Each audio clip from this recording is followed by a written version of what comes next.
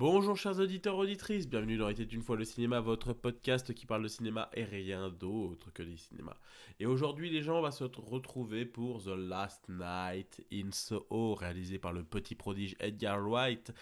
Mais du coup, ça parle de quoi, Nero, c'est quoi ce film? Explique-nous, pitch-le, bien sûr, chers auditeurs. Il s'agit de Eloise Turner, passionnée de mode et des 60s. Elle se retrouve plongée dans les années 60 dans la peau de Sandy, une éblouissante chanteuse au café de Paris. Cependant, le Londres de cette époque cache bien des secrets. De plus, le temps semble se désagréger et cela aura de lourdes conséquences. Et du coup, on va faire très simple, je ne vais pas parler de mon avis, et on va parler tout de suite des points extrêmement positifs, parce qu'en soi, des points négatifs, j'en ai presque pas, à contrario d'un ami à moi qui me traite de faquin presque, hein, d'avoir aimé cette purge. Mais moi, mon ami, je vais te dire, j'aime ce film, je l'aime de tout mon cœur. Je suis allé le voir 3 fois d'affilée, j'étais à la séance de 9 heures à Châtelet-Léal et je suis resté 3 fois d'affilée dans la salle pour voir ce film qui m'a totalement envoûté et qui quelque part est pas très loin de frôler le top, au moins le top 3 de la fin d'année. Donc en soi, ça montre tout mon avis personnel que j'ai sur le film. Et surtout, on va parler un petit peu de tout ce qui a fait été autour d'Edgar Wright, parce que bien sûr là, il n'écrit pas un scénario tout seul, il est accompagné de Christy Wilson Cairn, qui est une scénariste de comics assez connue, avec Stephen Price à la musique, qui a déjà fait beaucoup de musique, je crois, pour Edgar Wright, et surtout, on a un chef opérateur que j'aime particulièrement, qui est Chung On Chung, qui est le chef opérateur de Park Chan-wook, et clairement ça se sent là où Edgar Wright dans ses précédents films était beaucoup plus un petit peu éloigné de ses personnages. Là on sent qu'on rentre je veux dire, dans la vie ultra personnelle de ces personnages, presque de manière Wong Kar Park Chan-wookesque finalement, parce que c'est vraiment une photographie qu'on reconnaît et ça se sent que, et je trouve ça très intéressant que Edgar Wright est parti chercher ce chef-op pour ce projet et justement ça fait du bien de voir un renouveau de son style, du moins visuel. Alors on a toujours sa folie visuelle, mais clairement ça se sent que grâce à ce chef opérateur, il est allé chercher certaines nuances de couleurs, un esprit totalement différent de ce qu'il avait sur ses précédents films. Et ça, je trouve ça super cool parce que du coup, je trouve que là où le cinémascope était pas super bien exploité dans les films Get Wright, c'est exploité correctement, mais ça se voit que c'est un cinémascope fait pour faire cinéma avant d'être un vrai cinémascope, on va dire pour moi au sens noble du terme, comme pouvait le faire Sergio Leone, comme peut le faire certains réalisateurs, notamment par chez nous, parce que vous regardez le cinémascope est vraiment sublime dans ces films. Et là, ça se sent dans son style que le cinémascope est beaucoup plus calibré, beaucoup plus pensé, et je le trouve que c'est un scope de toute beauté, ça faisait très longtemps que j'ai pas vu un scope aussi beau, et je suis vraiment content qu'il ait choisi ce chef opérateur. Pour ceux qui savent pas, le chef opérateur, c'est celui-là qui va amener la lumière et qui va un peu gérer tout ce qu'il y a autour de la caméra. Et du coup, du coup, comme je vous l'ai dit, on va tourner autour du horreur horrifique, mais qu'on va slalomer entre deux périodes. On va dire, on va slalomer entre un présent, un Londres contemporain. Et Londres, vous savez que c'est une ville que j'aime énormément, parce que bon, même si c'est une ville qui coûte aujourd'hui extrêmement cher, on n'est pas très loin des fois dans la connerie. C'est addiction, si tu veux y, soit t'as une bourse ou un truc tout le temps pour pouvoir payer un petit logement, ou soit t'es en coloc. Parce que clairement, c'est une ville qui coûte extrêmement cher depuis l'ombre de 2012. C'est exponentiel, et à quel point de dire, des fois, ça en est ridicule. Et des fois, c'est vrai que c'est une ville qui peut être un peu sombre, un peu glauque hein, pour certains. Hein. Même si ça paraît très propre et tout ça, on sent que des fois, que c'est pas l'endroit des fois le plus cool, on va dire. Hein. Des fois, passer tard la nuit. Alors certains disent Paris, mais bon, moi, des fois, Londres, je trouve ça limite plus glauque que Paris. Ça dépend des arrondissements. Mais et globalement, et c'est ressorti dans l'histoire, dans la mise en scène, et que ça, on sent que les personnages sont un peu, voilà, ils sont pas très sympas. Bon, il y a un personnage qui est très cool, mais on sent que la majorité des gens dans ce Londres contemporain sont pas les gens les plus sympathiques du monde. Donc du coup, et en plus, ça se noie, le personnage principal, interprété par Thomasine Mackenzie, que vous avez vu dans Jour Rabbit, qui joue le personnage d'Héloïse. J'y reviendrai à peu près sur les acteurs, mais justement, qui a ce fétichisme, c'est presque Edgar Wright hein, derrière, et son fétichisme des années 60, euh, qui derrière, justement, fantasme cette période, disant que c'était quand même mieux, la musique, les fringues, le cul. Bon, peut-être, on était peut-être pas très loin, parce qu'il y a peut-être, pour elle, ça se voit dans le début, il y a presque une vision un peu romantique, romancée de la séduction, de comment on approchait les gens. Et clairement, faut le dire, on se rapproche vraiment de cet esprit-là. Et ça me faisait énormément penser à la belle époque de Nicolas Bedos. On revient toujours un petit peu de près ou de loin, des fois, Nicolas Bedos, qui, je me rappelle, dans cette scène de fin avec Fanny Ardant, disait: Ah, mais tu sais, les années 70, c'était pas une bonne période. Ça puait dans les tabacs à la clope, on pouvait se faire violer à tout instant. Et franchement, on n'est pas très loin de ça dans ce retour des années 60 dans les backstage des années 60 qui était en fait des fois une période absolument pas glamour, absolument pas vraiment aussi belle qu'elle pouvait être. Après j'ai envie de dire, c'est comme toutes les époques, aucune époque est la plus belle. Certains pour fantasmer sur les années 80, bah bon, les années 80 c'était quand même les années du sida, les années Reagan, les années où les blockbusters étaient globalement parmi les fois les moins calibrés, même si je trouvais certains étaient quand même très bons.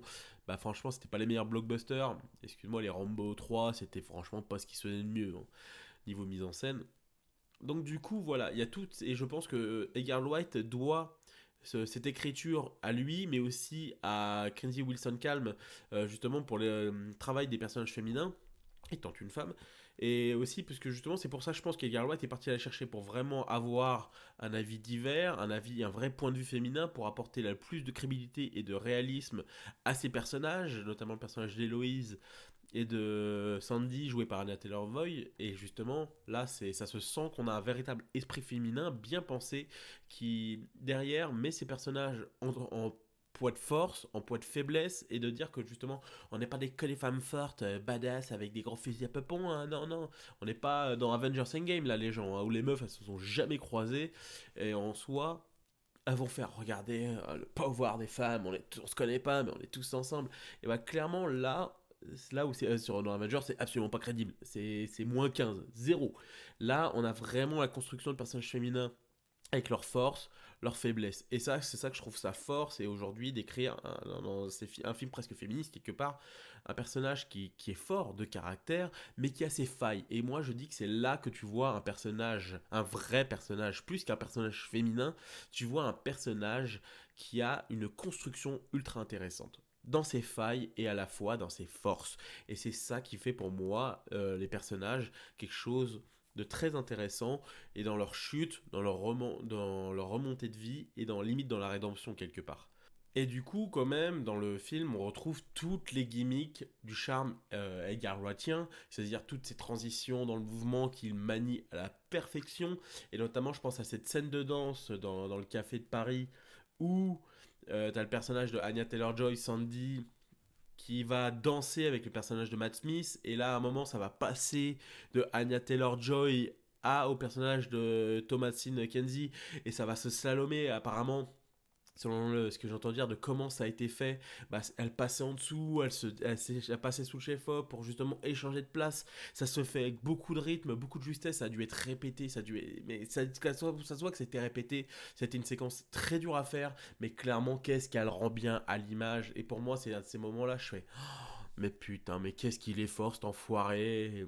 Et Edgar Wright, c'est justement, je trouve, un des réalisateurs visuels les plus impressionnants, et qu'aujourd'hui, je trouve que ça manque, ces réalisateurs avec une véritable patte visuelle, et que ce qui fait le charme. On est vraiment dans un cinéma, un film qui a très peu de dialogue finalement. On a des dialogues essentiels pour présenter un peu les situations, expliquer certains contextes, mais globalement, on part essentiellement par le visuel. On exploite vraiment au mieux ce que le cinéma peut offrir d'un point de vue visuel, d'un point de vue narratif, par le visuel.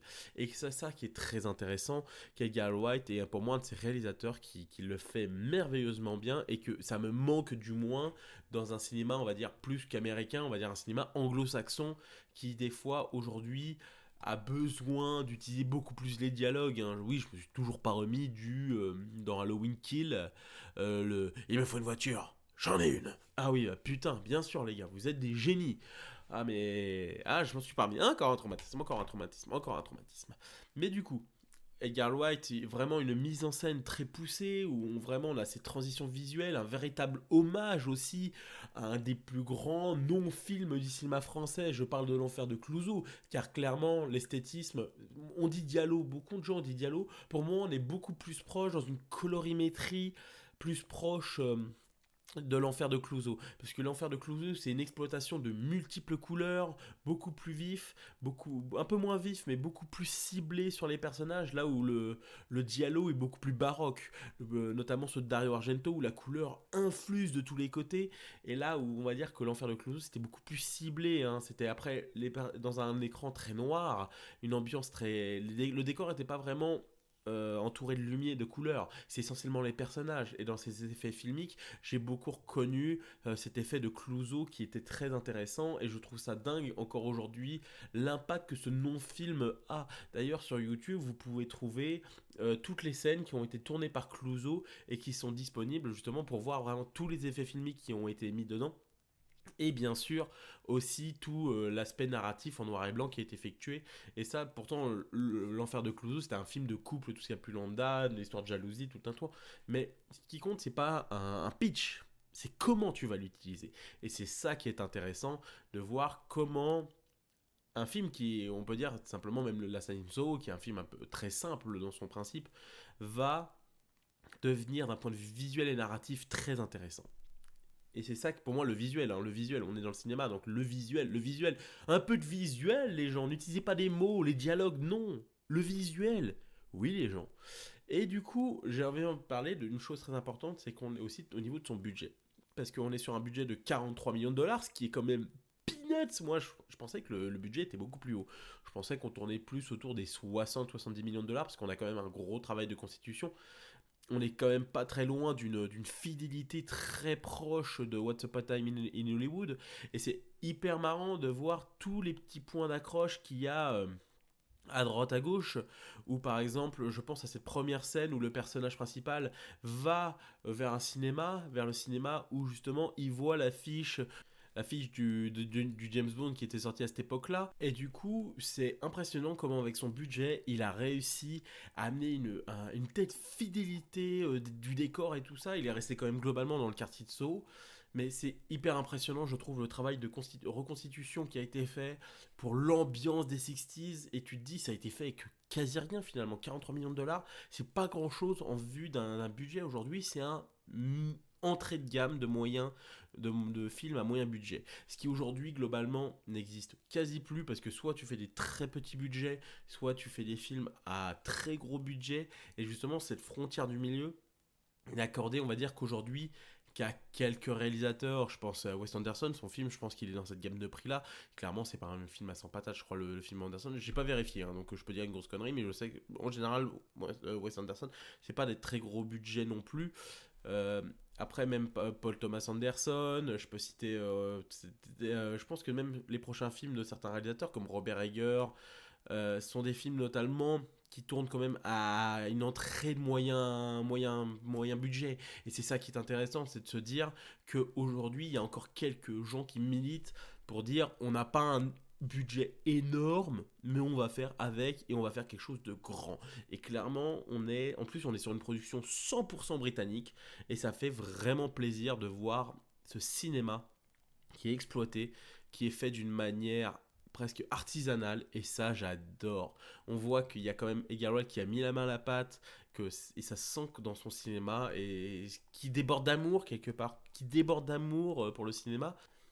Et du coup, on a vraiment ces thématiques, justement, toutes les thématiques qu'il aborde, il l'amène aussi via le décor, et ça marche vraiment. Les effets de miroir et tout ça, on sent que ça a été fait en studio hein, pour vraiment amener le plus de fidélité au décor. Et ça amène vraiment une patte visuelle extraordinaire. Bon, on a assez parlé du scénario, des acteurs, des thématiques qui sont ultra intéressantes. Je vous laisse un peu sous le capot, mais globalement, j'aurais pu parler pendant peut-être 3 heures de ce film avec vous. Peut-être un jour on fera une émission spéciale Edgar Wright. D'ailleurs, je vous conseille, même si nous on la fait pas pour le moment, en tout cas, j'espère que vous pourrez regarder le Capture Mag 100% Edgar Wright qui dure 3 heures mais qui est qu'une pépite justement d'histoire vis-à-vis d'Edgar Wright et des chroniqueurs qui ont pu le fréquenter. Et du coup, on a les actrices et les acteurs. mais surtout les actrices. Et quelques acteurs. Mais surtout des actrices. Et putain, oh là là, Thomason Mackenzie, que vous avez vu dans Jojo Rabbit, qui a été découvert grâce à ce film et qui est franchement exceptionnel, hein, et on va te dire, hein, c'est une actrice, franchement, de toute beauté, qui avait un personnage très fort dans Jojo Rabbit, justement avec beaucoup de caractère, beaucoup de hargne, et quelque part, et là, elle est à l'antithèse. Là, on trouve un personnage avec une sensibilité, une fragilité à fleur de peau, et je trouve ça très beau et très bien pour elle d'avoir passé d'un personnage à un autre avec une telle facilité. Ça montre vraiment son talent et de tout ce qu'elle est capable de faire en termes de jeu. Et bon, après, on va pas présenter derrière la seconde actrice de tout ça, qui est Anya Taylor-Joy. Et oui, Anya Taylor-Joy, moi, ça fait depuis des années que je la suis, parce que moi, je l'ai vue la toute première fois. C'était dans The Witch. The Witch en 2015, il y a 6 ans, les gens. Il y a 6 ans, elle était toute jeuneau. Et j'ai pu la rencontrer notamment en festival, un festival où j'étais allé à cette époque-là. J'ai pu la rencontrer à un bref instant, hein. Je l'ai pas, voilà. Donc, on a papaté un tout petit peu. Mais j'ai pu dire, ouais, dans ma vie, j'ai rencontré au moins une fois Anya Taylor-Joy, et ça, c'est quand même la classe. Et du coup, elle est exceptionnelle. Elle joue, elle en fait des caisses par moment, mais toujours avec beaucoup de subtilité, une grosse fragilité dans le regard. Et clairement, on est sur quelque chose vraiment magnifique. On voit que c'est une actrice monstrueuse. Pour moi, c'est clairement la meilleure actrice de sa génération. C'est clairement l'actrice qui a vraiment le plus de talent de américain, anglais confondu. Elle est clairement au-dessus de toutes les actrices. Et en tout cas, en plus, elle a même les prochains films qui vont sortir derrière vont être très intéressants. Bon, à l'exception d'un, parce que bon, elle va faire The Northland avec Robert Eggers, qui est actuellement en cours de production, et je sens que ça va être génial, parce que j'adore Robert Eggers, c'est peut-être aussi pour moi un de ces réalisateurs que je suis avec beaucoup d'impatience les projets. Bon, ça par contre, après derrière, il y a Mario, elle va jouer la princesse Peach. Je crois que c'est un film d'animation, je suis pas sûr. C'est un film d'animation. Et du coup, il y a quand même le prochain film de David O. Russell, il y a le prochain film de George Miller, Furiosa. Donc une grosse curiosité pour sa suite de sa carrière alors qu'elle est très très jeune. Et d'ailleurs, je ne savais pas, elle est britanno-américaine. Très important de le dire. Moi, j'ai toujours pensé qu'elle était britannique, mais non, elle est les deux. Mais bon, pour moi, elle est beaucoup plus anglaise. Ça se voit dans son style, sa manière de jouer. Elle est très loin des tics de jeu très américanisés. Et ça se sent, elle est très loin de l'acteur studio, elle est plus sur un jeu à l'anglaise. Et par exemple, je vous conseille, je l'avais mis dans mon top 10 de l'année dernière, Emma, qui est une très bonne comédie d'époque, que je trouve très bien et à regarder.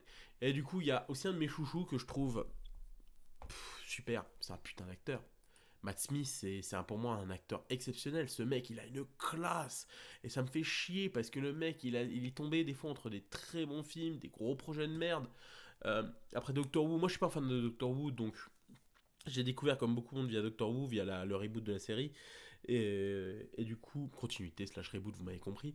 Et du coup, et après, je l'ai vraiment apprécié dans Lost River de Ryan Gosling. Je l'avais trouvé exceptionnel. Et là, après, il est passé de film en film et j'ai rien compris. Il est passé de Terminator Genesis, Orgueil et Préjugés, Zombies, des nanars, mais quand même sacrément puant du cul. Bon, après, derrière, il a pu faire des très bonnes séries comme The Crown. euh, et du coup, on se pose la question. Moi, ça m'attriste parce que Matt Smith, certes, est une gueule, mais c'est à la fois un charme à l'anglaise, beaucoup de talent, et il a de la classe. Et franchement, donnez-lui des films à son talent. Et en plus, c'est un mec qui a une panel exceptionnelle d'acteurs. Tu le vois bien par exemple dans Lost River où il joue presque le méchant, Bolly. Et bah clairement, on est sur un personnage qui est rempli de folie meurtrière et de violence. Et ça rend clairement bien. Donc pour moi, faites tourner Matt Smith correctement. Je veux du Matt Smith. Salade, tomate, oignon complet, les gens. Et après, bon, gros casting en anglaise avec Terence Henry qui est exceptionnel. Diana Rigg, donc c'était le dernier film parce qu'elle est morte en septembre et c'était son tout dernier film qui est exceptionnel. Rita Tessing, je vais réussir à le dire, Tushingan, voilà, Tushingan on va dire, et du coup qui est exceptionnel. Donc en gros, on a plein d'acteurs vraiment très bons. Et d'ailleurs, j'avais pas fait attention. Il y avait les frères James et Oliver Hulp, qui est notamment très connu pour être les frères de Ron dans les Harry Potter. Et j'avoue, je n'ai pas fait attention plus que ça. Et bah du coup, ça m'a fait plaisir de les voir. C'était bref instant, mais ça m'a fait plaisir de les voir. Donc du coup, on a un très joli casting, des acteurs vraiment exceptionnels. Et à l'anglaise, quoi. À l'anglaise, franchement, les acteurs anglais, tu les mets, tu me les poses, ils ont tous la classe, ils gèrent tout. Donc, on a vraiment, en plus d'un film et tout ça, je le garde meilleur pour la fin parce que c'est quand même ça qui me fait frémir, c'est la bande son. La bande son d'Edgar Wright. Edgar Wright, c'est partie de ses réalisateurs qui est très bon pour exploiter d'un point de vue narratif les musiques. Chaque musique exprime la psyché de son personnage. C'est pas comme aujourd'hui euh, ce putain de thématique depuis le Gardien de la Galaxie où on met des musiques cool et tout ça au fur et à mesure pour amener de l'ambiance. Mais clairement, Edgar Wright s'est pensé narrativement. Le personnage pense d'une façon, je vais utiliser telle chanson. Et ça, il le manie super bien. Et il n'y a que lui et quelques réalisateurs. Bon, il y a Scorsese et d'autres qui l'utilisent très bien. Mais je trouve que lui, ça se fait avec beaucoup de fluidité, beaucoup de discrétion. Et ça ne gâche pas le film. Là où, par exemple, aujourd'hui, depuis Gardien de la Galaxie, on met des musiques sans trop. En plus, qui sont hors contexte en soi, hein, parce que soit elles sont datées, elles sont mal datées, et les mecs ils sont battent les couilles, allez vas-y on met la chanson, les gens et comme ça ils vont faire ça dans leur salle, leur CGI, ils vont kiffer. Il y a aucune dimension vraiment artistique poussée sur une pensée de la musique. Et surtout que ça fait partie, Edgar Wright fait partie de cette partie de réalisateur euh, où justement il écrit ses films avec la musique. Je pense notamment à Quentin Tarantino qui fait ça, hyper intéressant de se dire que Edgar Wright écrit ses scénarios en musique. Ça l'imprègne pleinement et ça lui permet justement d'amener le visuel grâce à la musique. Parce que audio-visuel, justement, c'est ça par ça. Ça va me dire, ouais, mais les dialogues, c'est aussi audio. Oui, mais sauf que la différence, c'est que on n'est pas au théâtre. Au théâtre, tu es obligé de dire les choses. Au cinéma, tu peux le présenter principalement d'un principe visuel. Et d'ailleurs, aujourd'hui, ça se voit parce que beaucoup de gens ont du mal. Si on leur dit pas les choses via le dialogue, des fois via le visuel, ils ne comprennent pas forcément. Bien sûr, ça dépend du talent du mec qui est derrière. Mais Edgar Wright, je pense que tu mets le film en muet, même en muet, bon, tu vas perdre du charme parce que la musique est géniale, mais tu comprends. Et pour moi, c'est un point que je trouve très intéressant. Tu peux regarder un film en coupant le son, tu comprends toute l'histoire où tu prends, on va dire, 98% de l'histoire. Si tu regardes Inception, je pense qu'il y a quand même une subtilité de dialogue à avoir, donc pour pouvoir comprendre un peu le délire, même si je pense que tu peux comprendre narrativement. Mais globalement, pour moi, un très bon réalisateur, c'est quelqu'un qui arrive à tout faire passer par le visuel. Et vous avez compris que c'est grâce à ces points-là que j'aime Edgar Wright. Excusez-moi les gens, parce que j'étais avec le nez pris, puisque je suis un peu malade, donc ça doit s'entendre un petit peu. Mais en tout cas, j'ai adoré le film. Globalement, je peux pas être méchant sur un film qui m'a ensorcelé littéralement. Une dernière nuit à Soho, comme c'est dit au Québec, c'est un film qui m'a mis une claque. C'est un film que je trouve rempli de génie comme Edgar Wright l'est. Comme dirait mon ami, je ne suis qu'un faquin. Et justement, je suis un faquin qui s'assume parce que j'ai adoré ce film et que justement, j'adore ce genre d'expérience au cinéma. En tout cas, pensez à mettre un petit commentaire pour qu'on vienne parler du film dans les commentaires, les gens. Pensez à aller voir les anciens podcasts et vous abonner à la chaîne, ça fait toujours plaisir. En tout cas, on se retrouve très prochainement pour un nouveau podcast ou peut-être une petite vidéo, voilà, que je vais faire un petit peu à part et tout un tour. Mais on verra bien. De toute façon, je me laisse porter, les gens. Je suis libre et je vous dis donc librement à la prochaine. Ciao.